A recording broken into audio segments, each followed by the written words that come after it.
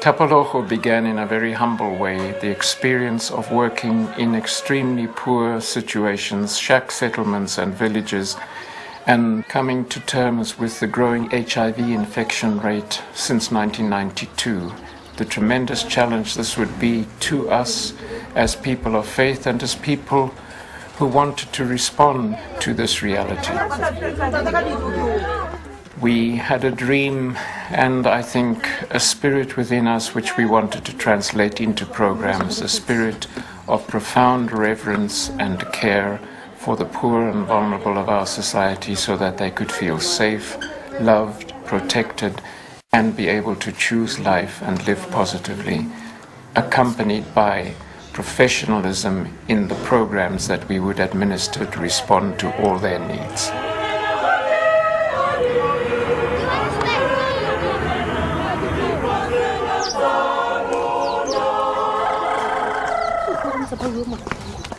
As communities, we had to respond to the total need of people facing this pandemic by building programs which would be run by people from the communities, never judging people, to meet them with profound reverence that we walk on sacred ground when we are with the poorest and most vulnerable in society. So we started with the home care nursing program.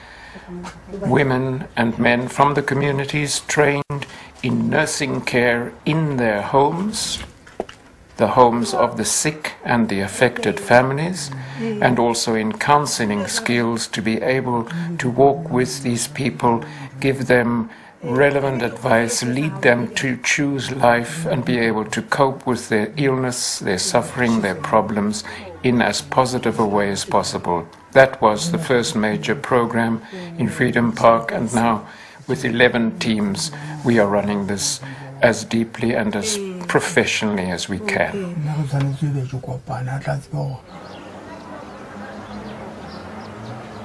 From there we moved to the antiretroviral program in 2004 with the possibility of big funding coming from overseas, and so we set up a separate program bringing 8 antiretroviral clinics to the home care nursing stations in the villages and shack settlements where we already had well-run antiretroviral and home care teams. That was the ideal, that we would have a home care team to support the antiretroviral teams of professional nurses, doctor and assistant nurses, so that in these 8 clinics the people would have a chance of coming back from death's door and living as normal a life as possible. We now have 500 children and adults on this program.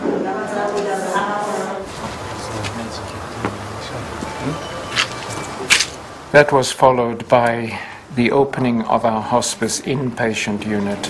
Yes, my dearie, and how are you today? A dream that we had for years, because watching people die in horrendous conditions was an intense pain to all of us. So the dream was to have a simple, well-designed, homely building in which we could bring the poorest of the poor to receive professional care, pain control, disease control, so that they could really die in peace and dignity, surrounded by a loving community. That has been a dream come true with the remarkable team who bring all this great professionalism as well as deep love and care to the terminal moments, and help also people on the road to recovery and to antiretrovirals.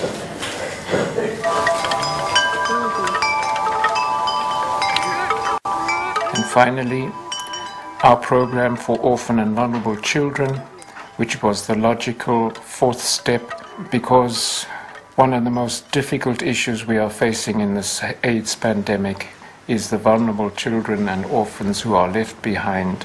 And so we set up a program which would be the equivalent of a home care program, child care nurses trained by an NGO to care for children in the homes, supervised by social workers so that the court cases, the applications for grants could be handled. We now have 400 kiddies in this very difficult program. We hope that these children can grow and live a normal life.